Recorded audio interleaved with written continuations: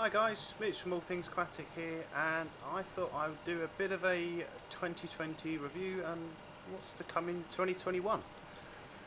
So winter tends to be a bit of a project period for us.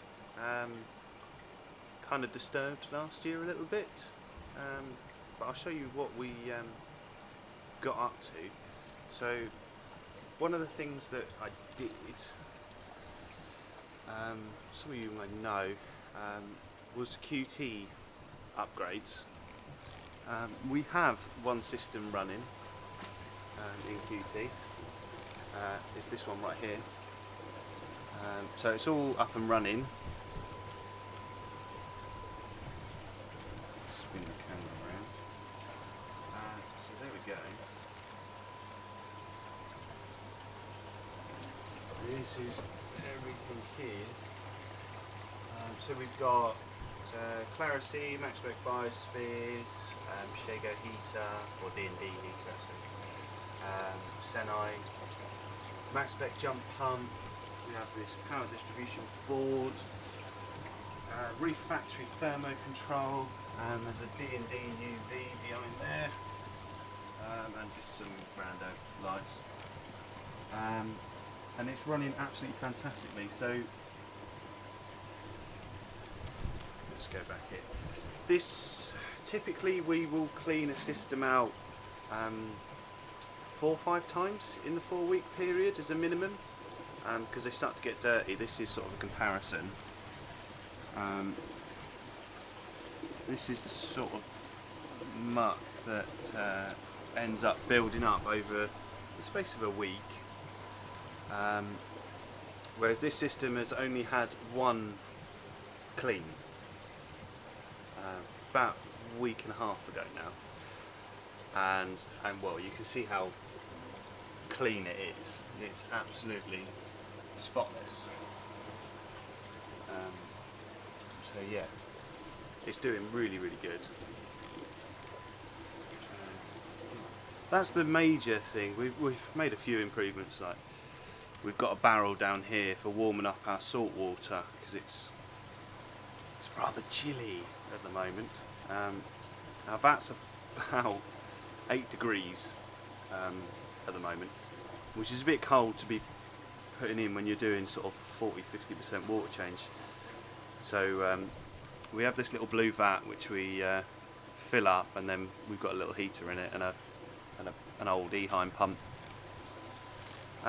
The other major thing that we did, which was as a response to COVID, if we just go outside, is we put Waterfield stations outside. So you can see the 2 lines there. It's cold, I'm going back in. So there's salt and RO pumped out there, straight from our vats out the back. So that if you want to, you can order your salt online, come in, pick up any other bits that you're after, fill your salt up, and then go. So you don't even have to come into the shop if you don't want to. We're just trying to make it as safe as possible. Another project that I wanted to get done was sorting this tank out. It's too tall. I don't like it. That never even got started. And we've sort of added some shelving and things. So we've got a new shelf here which has got all of our Apex stuff on it, and we've got another shelf over here which has got a load of Reef Factory stuff on it, and a few other bits and bobs. And lastly, the major thing that we did about this time last year, a little bit before, is our online shop. It's www.allthingsaquatic.co.uk. We really went into that, went onto the Shopify platform, which has been fantastic and really timed out well. Without the online shop, we probably wouldn't be here, because it's been so well supported by everybody. It's been absolutely great. So we've got a few orders to go out today. Not huge amounts, but I'm sure we're going to be getting even busier with the new lockdown rules. Yeah, so we put absolutely everything we can online. There's a marine fish list online, and you can even reserve your fish on there. So again, if you don't want to come into the shop, then you don't have to.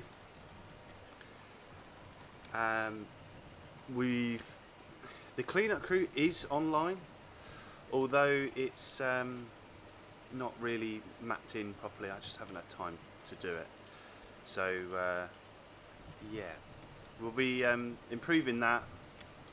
We want to get the tropical fish listed online as well, and then as long as the couriers are still running well, then we will eventually start selling the cleanup crew online and corals as well. So if anyone in store knows that, most know that I've got a separate unit which has the coral farm in it, as well as other things. It's a bit of a man cave. But yeah, half of it's a coral farm. Now, 2 years ago I shut that down when I bought a house, and I've just been, over the last 2-3 months, reorganising it and reconfiguring it to get it back up and running, because this thing is a complete mess.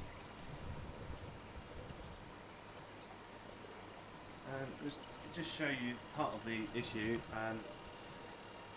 Space monsters, zoas, grow like clappers, and so does the Monty plate. Now bear in mind this coral tray is 3 foot front to back and 9.5 feet long. That colony is 2.5 foot at its widest. It's about 2.5 foot by about 18 inches. And then there's a red at the back there, which is just as big.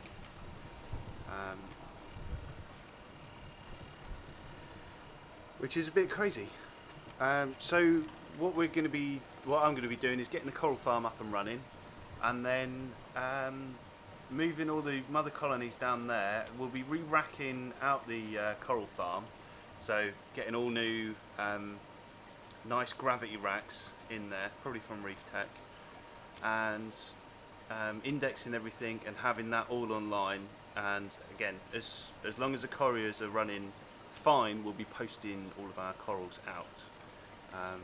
We try to culture as many as we can here, so basically everything at the back is cultures, stuff that we've been growing on for a while. So we've got things like Taraki, Acropora, Melonberry Monty, Purple Stylos, Indo Hammers, Indo Torches, there's a Dragon Soul, we've got Peppermint Candy Canes, Duncans, Rainbow Hystrix, Green Hystrix, Red Hystrix, we've got Monty Digi, there's some Purple Monty, some Setosa, some Highlighter Acro. There's loads and loads of bits and bobs, and loads of Zoas as well. They're a bit messy, but yeah, we've got a load of Zoas as well. Now, as far as 2021, we've already started building some projects. We tend to start them Christmas Eve. I don't know why, it's just something we end up doing. Started a couple of years ago with the invert system. We decided to completely tear that down and rebuild it on Christmas Eve. Great idea. But if we go out to the pond section, we've got halfway through new, so you can see this is an absolute bomb site out here because it's a construction zone, and we've been improving the filtration on our pond system because it's been taking a lot of maintenance. We used to run 18 filter socks with filter brushes and a load of Alpha Grog, Marine Pure, K1 Micro, all sorts of random media. So we've sort of simplified it to reduce the amount of maintenance that it's going to do for us significantly. This new filter we should touch twice a year, and that's going to be brilliant. It's going to save so much time, which means we can spend more time getting stuff up online and taking nice photos of stuff and generally trying to help you guys out. But yeah, here's the pond system.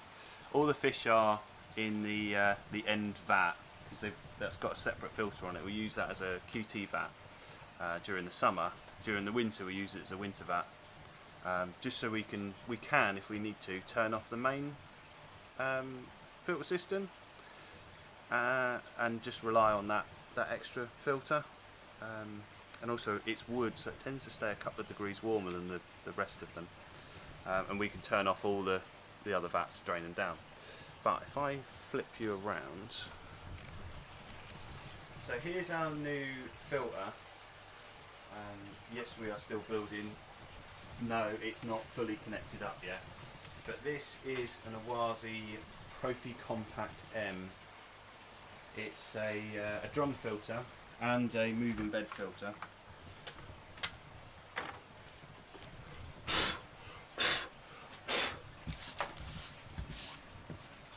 So, you can see there's the drum. This is all the, well, we've got another bag of media to go in as well, but this is the moving bed side. And this is the magic bit. So you can see the jets there. When it clicks the float switch on, or based on the timer, because it's got a big controller there, it will spin the drum and spray these high pressure jets, and it will clean all the muck off, and it goes down this centre line here that runs down, and then it runs out to a drain. That's the one at the back, is the inlet to it.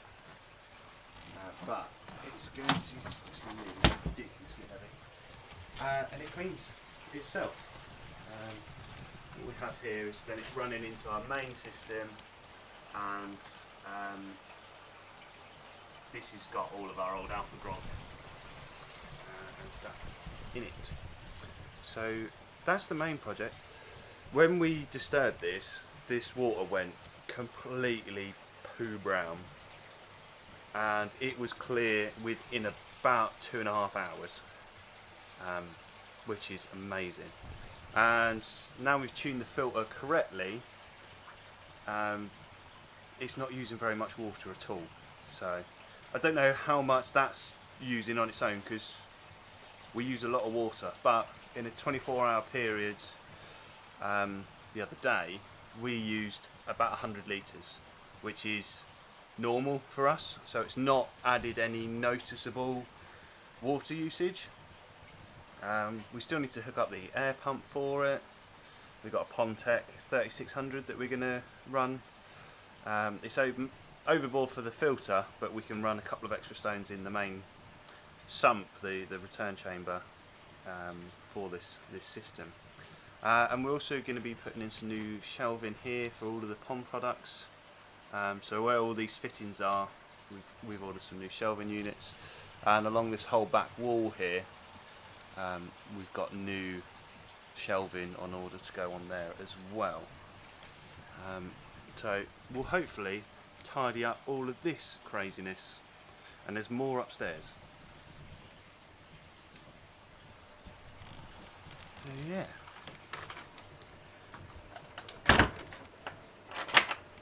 And the only other project we've got is another QT system to build.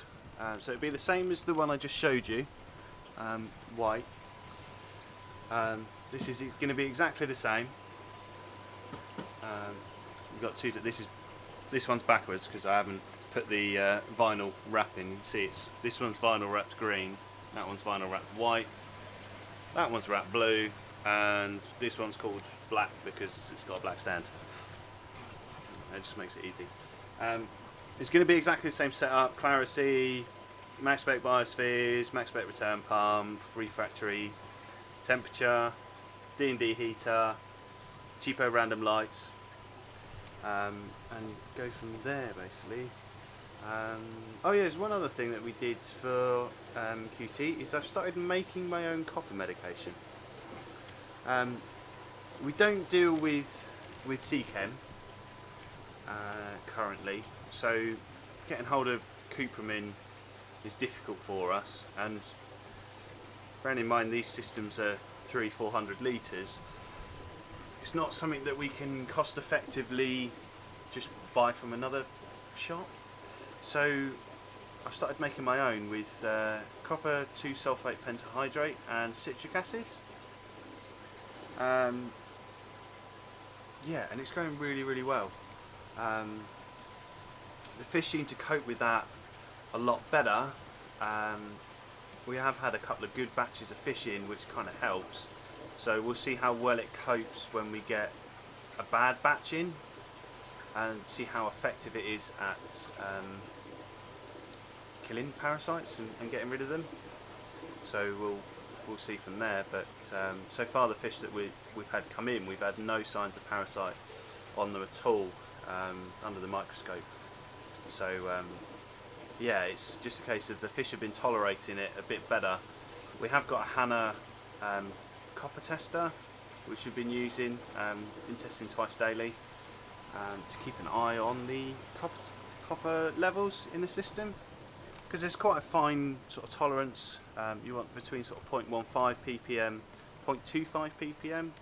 So we've been maintaining typically around the 0.18 to 0.22 range, and yeah, it's going really, really well. So that was a random little one, but yeah, that's all of the major products we've got going on at the moment. We're waiting on water box to be coming in. The little cube tank here, which is due a clean, we're replacing that with a cube, a water box reef display tank, and we are going to be water box dealers. So that's going to be nice to look forward to. Waterbox do some fantastic little nano tanks which we'll be stocking, and we'll have the reef in to show everyone the reef system. They do a few other ranges as well. They do 2 ranges in the small tanks. They do the cube and the peninsula, and then they have the reef, the Marine X, peninsula. I think there's more, I don't know. And there's a load of freshwater ones as well. They do some fantastic tanks, and so we'll be able to get them drop shipped as soon as they're in the country, which would be great. So yeah, it's 2020 was a bit fun. Hard work, really, really hard work, but it's been our busiest year. Thanks to all the support from all of you guys, basically. Yeah, it's been by far our busiest year. We hope to keep that up. We need to. Everything's been squeezed a little bit, so it's getting more and more difficult to run places like this. As you can imagine, things like our electricity bill is hilarious. Our water bill's pretty funny at times as well.